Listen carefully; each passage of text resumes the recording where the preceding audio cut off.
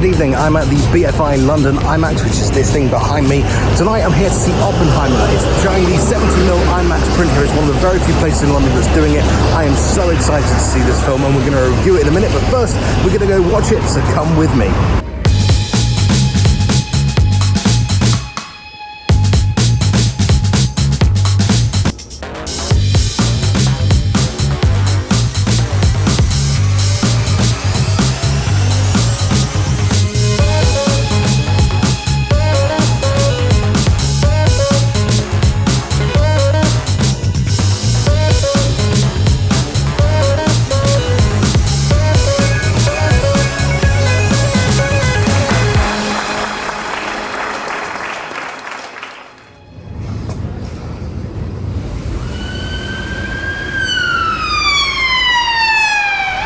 So what to say about Oppenheimer? Well, I have thoughts, but I'm going to go to bed, I'm going to decompress, because that was 3 hours, and then I'm going to tell you about the movie.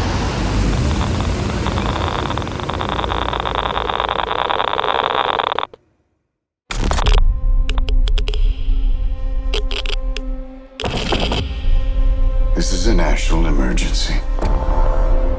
Detonator's charged.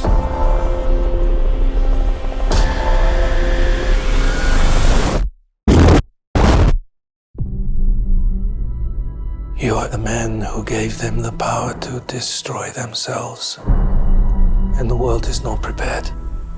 Where to start? I mean,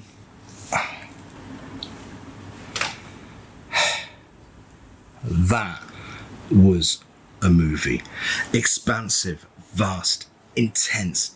This was like a bucking bronco that kicked you around the ring for 3 hours and it just shoots by.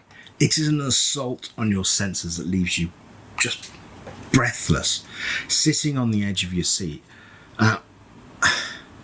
Tons has already been said about this movie, and you can check out the links on this video for some amazing technical reviews. The remakes of the effects, the cameras, the film stock that was made especially for the film, and it's undoubtedly a technical tour de force, a movie that has grabbed the film world by the throat and shaken it and given it an industry that now shoots most of the stuff in green screen, the shock treatment, that there's a world out there, and that world looks and feels totally different. It gives you a movie that looks totally different.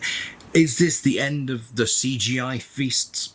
Of course it's not, but it's definitely one of the leading lights of an industry increasingly falling out of love with the computer and back into love with film and practical effects and with models and with real sets, things that other filmmakers could potentially copy on other smaller budgets, as linked in the comments below.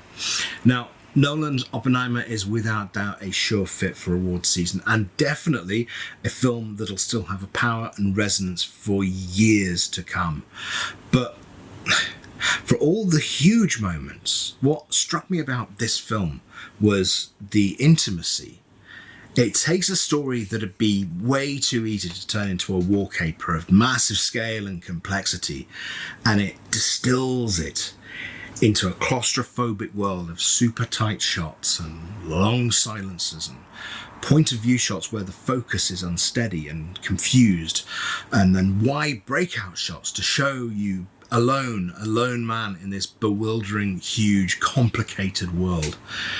And it tells that story at such a human scale that the long silences in some of the scenes have a gravity, like it's like a neutron star, it sucks you in. They make you consider your position right there in the cinema seat.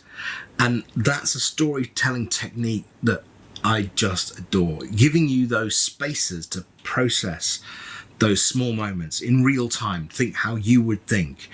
And there's nowhere to look, there's nothing to do but consider your own thoughts about that moment. And boy, Nolan uses that to such great effect during this movie. Now, seeing it in 70mm IMAX was definitely worth it. You're in the characters' faces so often at such scale, you just can't help but being dragged in.